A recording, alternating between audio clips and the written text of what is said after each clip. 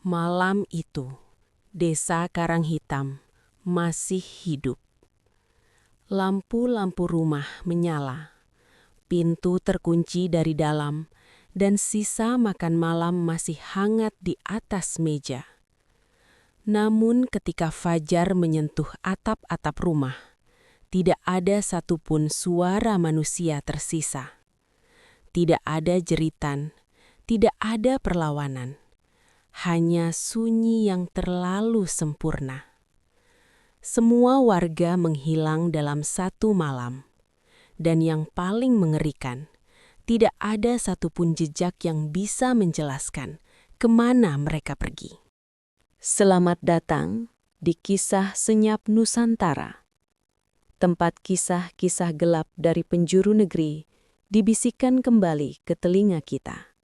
Sebelum kita masuk lebih jauh ke misterinya, mari kita mulai dengan berselawat bersama.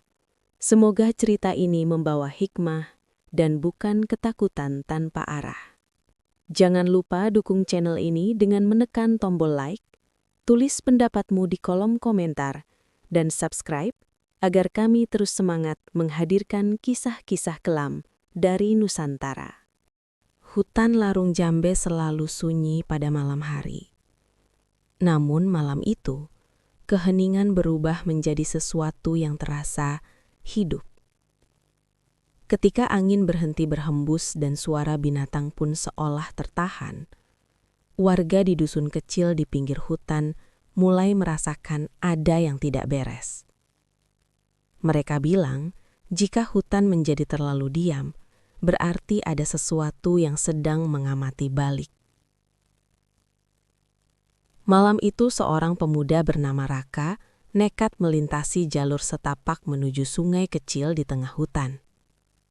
Ia ingin membuktikan bahwa semua cerita tentang hutan bernafas hanyalah mitos yang diceritakan orang tua agar anak-anak tak bermain terlalu jauh. Dengan senter di tangan, ia menembus gelap, ditemani suara dedaunan yang terdengar seperti bisikan halus. Setiap langkah yang ia ambil seolah dibalas langkah lain dari arah gelap. Ketika ia sampai di dekat sungai, kabut tebal merayap di permukaan tanah. Raka memicinkan mata.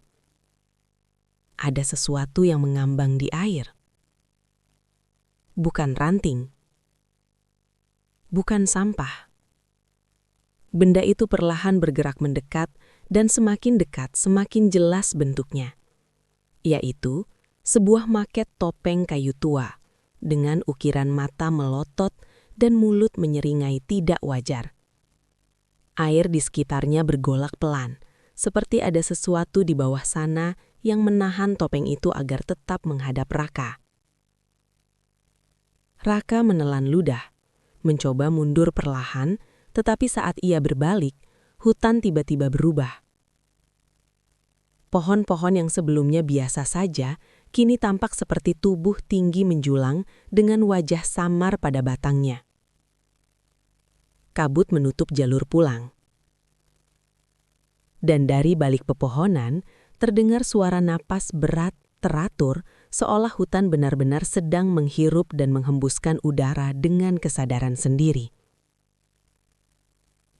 Raka memanggil-manggil nama ayahnya, berharap ada yang mendengar. Namun suara yang membalas bukan suara manusia.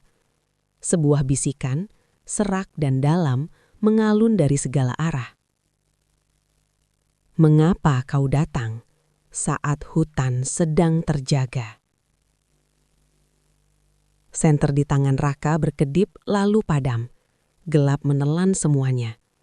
Dan untuk pertama kalinya dalam hidupnya, Raka menyadari bahwa sebagian kisah yang dianggap sekadar dongeng ternyata hanya menunggu waktu untuk menunjukkan wujud aslinya. Ketika kegelapan menyelimuti seluruh pandangannya, Raka hanya bisa mendengar suara napas berat yang menggetarkan tanah.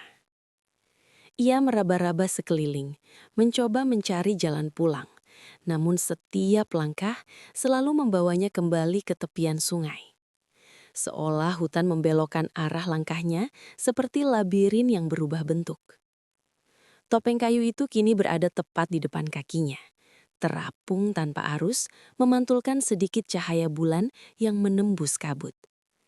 Wajah ukirannya tampak berubah, seolah ekspresinya menjadi lebih tajam, lebih marah. Raka mencoba menendangnya ke tengah sungai, namun topeng itu tidak bergerak. Bukannya tenggelam, benda itu justru menempel di kakinya seperti magnet tak terlihat. Dengan panik, Raka mencoba membungkuk dan menggesernya memakai tangan. Seketika, hawa dingin menyergap kulitnya. Namun begitu jari Raka menyentuh permukaan topeng, sesuatu terjadi. Mata ukiran pada topeng itu berkedip, perlahan, seperti makhluk yang baru terbangun dan tidak menyukai gangguan. Raka tersentak mundur, terjatuh ke tanah berlumpur. Tapi topeng itu mengikuti, bergerak sedikit demi sedikit, menyeret bayangan panjang di atas air. Raka kini bisa melihat di balik ukiran mata itu ada sesuatu yang berputar, serupa pupil manusia, namun warnanya kelabu kusam seperti mata yang sudah terlalu lama tidak melihat cahaya. Tiba-tiba, dari balik pepohonan muncul sosok tinggi, kurus, dan pucat. Tubuhnya menyatu dengan batang pohon sebelum perlahan melepaskan diri dari kulit kayu. Tubuh itu membengkok tidak wajar, tulang-tulangnya berbunyi saat bergerak. Dari wajah datarnya muncul tonjolan yang mirip akar, meranggat ke seluruh tubuh. Sosok itu tidak berjalan, tetapi meluncur di atas tanah, mendekati Raka tanpa suara langkah. Kabut di sekitar mereka semakin tebal, dan hutan kembali menghembuskan napas panjang. Pohon-pohon berderak seolah menonton. Raka ingin lari, namun kakinya tak bisa digerakkan. Topeng itu kini berada tepat di atas kakinya, menempel erat seperti perekat gaib. Sosok putih itu berhenti 1 meter di depan Raka, lalu mengangkat wajah datarnya. Dari sela-sela akar yang menutupi mulutnya, terdengar suara yang sama seperti sebelumnya, namun lebih jelas dan lebih dekat. Jangan bangunkan mereka. Sebelum Raka sempat memahami maksudnya, tanah di sekelilingnya bergetar halus, seperti banyak tangan tak terlihat sedang merayap di bawah permukaan. Dan dari dasar sungai yang hitam, mulai muncul gelembung besar, satu demi satu. Seolah ada sesuatu atau banyak sesuatu yang sedang naik ke permukaan.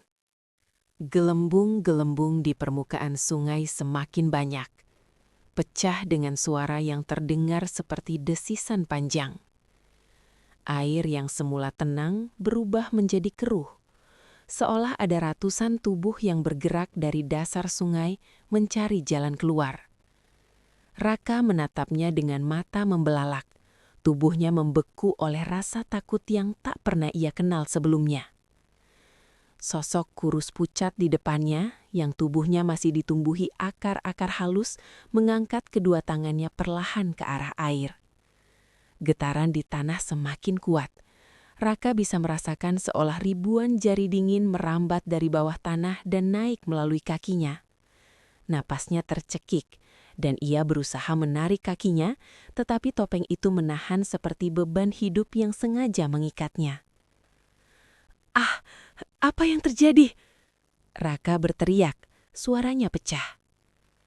Sosok itu menoleh perlahan, dan untuk pertama kalinya mulutnya terbuka lebar. Bukan mulut manusia, tetapi lubang hitam dipenuhi akar yang menggeliat seperti cacing. Dari lubang itu keluar suara bergema rendah. Yang tertidur sudah terbangun. Air sungai mendadak meletup keras. Sesuatu muncul ke permukaan. Bukan satu, bukan dua, tapi puluhan. Tubuh-tubuh pucat manusia mengambang perlahan dengan posisi telentang, seolah baru saja dilepaskan dari bawah tanah. Mata mereka terbuka, namun kosong. Kulit mereka basah, pucat kebiruan, dan beberapa tubuh tampak seperti terjerat akar-akar yang belum sempat lepas. Raka tersedak ketakutan. Ia ingin berteriak, tetapi suaranya tenggelam oleh pemandangan yang jauh lebih buruk. Dari balik tubuh-tubuh itu muncul tangan. Tangan kurus panjang berwarna abu kehijauan yang mendorong mayat-mayat itu ke atas permukaan seolah menyerahkan persembahan kepada cahaya bulan. "Apa mereka manusia?" Raka menggumam, hampir tidak sanggup berpikir. Sosok berakar itu mendekatinya, dan dengan suara yang lebih berat dari sebelumnya, ia berbisik, "Bukan lagi." Sungai kini dipenuhi puluhan, bahkan mungkin ratusan tubuh. Mereka mengambang membentuk lingkaran besar yang terlihat seperti mata raksasa yang sedang menatap Raka dari atas air. Setiap tubuh bergerak ringan, seolah mengikuti aliran yang tidak ada. Raka merasa dadanya sesak, udara di sekelilingnya menjadi dingin, basah dan berat. Dari antara lingkaran mayat itu, muncul satu mayat yang berbeda. Tubuhnya lebih utuh, wajahnya masih jelas. Seorang pria dewasa dengan sorot mata hitam pekat yang tidak kosong, melainkan sadar. Ia mengangkat kepala perlahan, memutar lehernya seperti boneka rusak, lalu mengunci tatapan langsung kepada Raka. Tiba-tiba, seluruh mayat di permukaan membuka mulut mereka bersamaan. Bukan untuk berbicara, tapi untuk menghembuskan suara serupa nafas hutan. Suara yang sama yang Raka dengar sejak awal. Suara yang membuat darahnya membeku dan jantungnya berhenti berdetak sejenak. Raka baru sadar, itu bukan hutan yang bernafas. Mereka. Sungai kini dipenuhi mereka. Ratusan tubuh pucat yang bergerak perlahan, membentuk lingkaran hidup yang mengamati Raka dari segala arah. Napas mereka yang keluar serempak membuat udara di sekitar menjadi berat dan bergetar, seperti ada kekuatan gaib yang sedang membangkitkan sesuatu yang jauh lebih besar. Di pinggir sungai, sosok berakar itu berdiri diam, tetapi akar-akar di tubuhnya mulai merambat ke tanah, puluhan meter jauhnya, seperti sedang memanggil sesuatu dari kedalaman bumi. Raka mencoba meraih tanah untuk menyeret dirinya pergi, tetapi seolah tanah menolaknya. Lumpur memegang tangannya, rumput melilit pergelangan. Akar-akar kecil muncul di antara jari kakinya. Semua yang ada di hutan seperti bekerja sama untuk menahan Raka agar tetap berada di sana, sebagai saksi atau korban. Di tengah ketakutannya, suara-suara samar mulai terdengar. Bukan dari mayat-mayat itu, melainkan dari dalam hutan. Suara ritual kuno, seperti gumaman yang ritmenya tidak berasal dari manusia modern. Suara itu semakin lama semakin jelas, memanggil, memerintahkan, dan setiap gumaman membuat air sungai beriak seperti air mendidih. Raka akhirnya melihat sesuatu yang membuat kulitnya merinding hebat.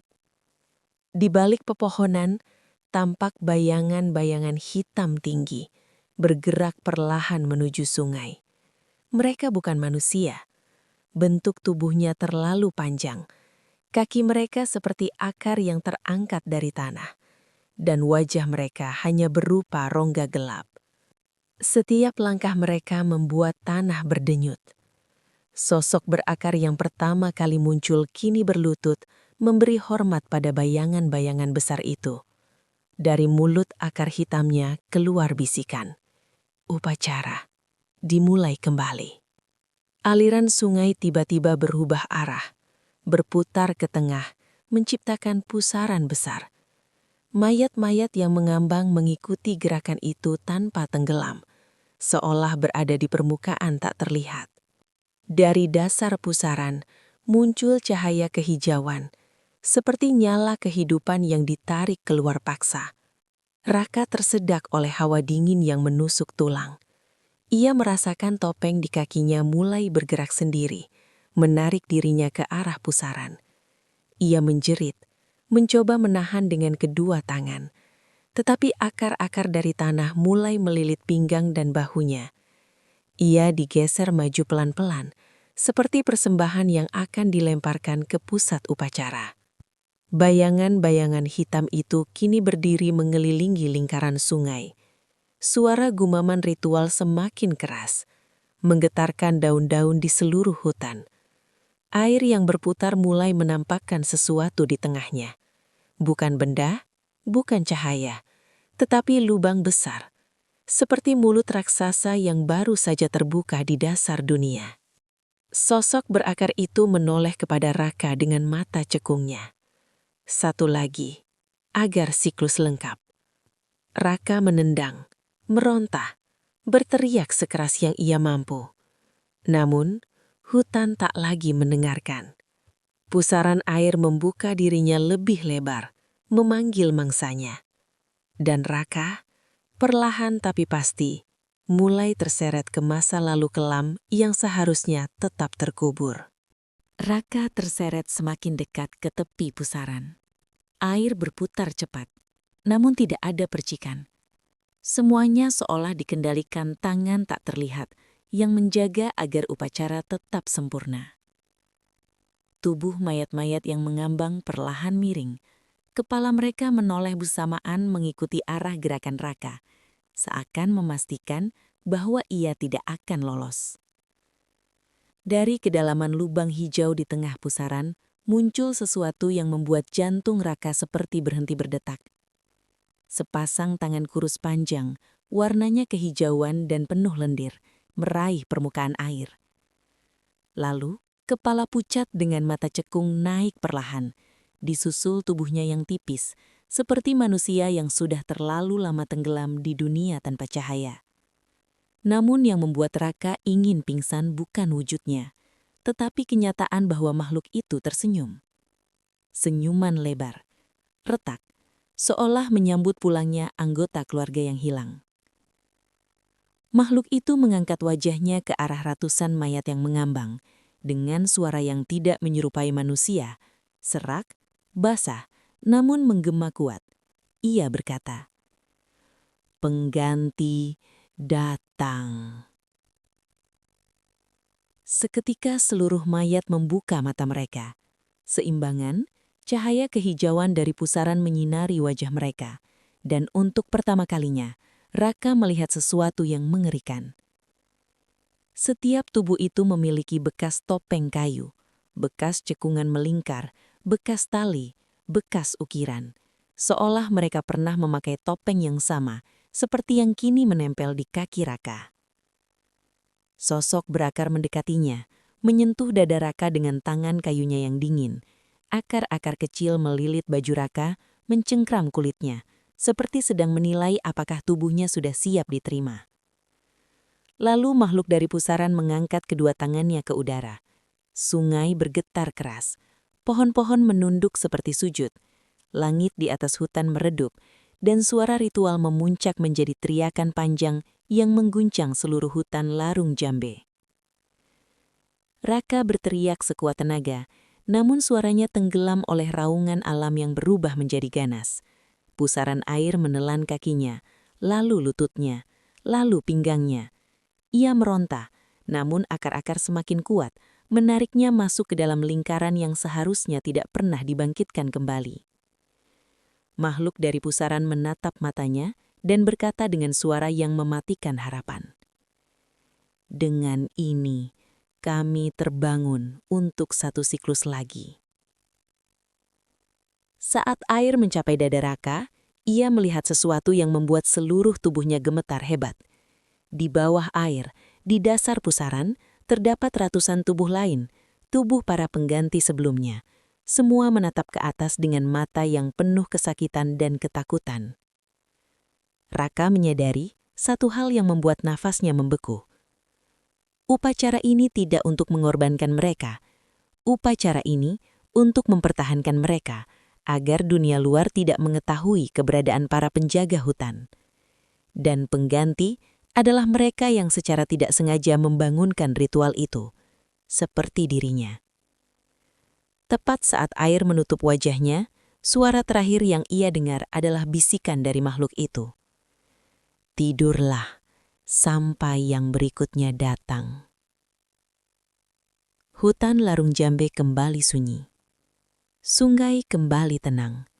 Dan jauh dalam dasar air yang gelap, Raka membuka matanya.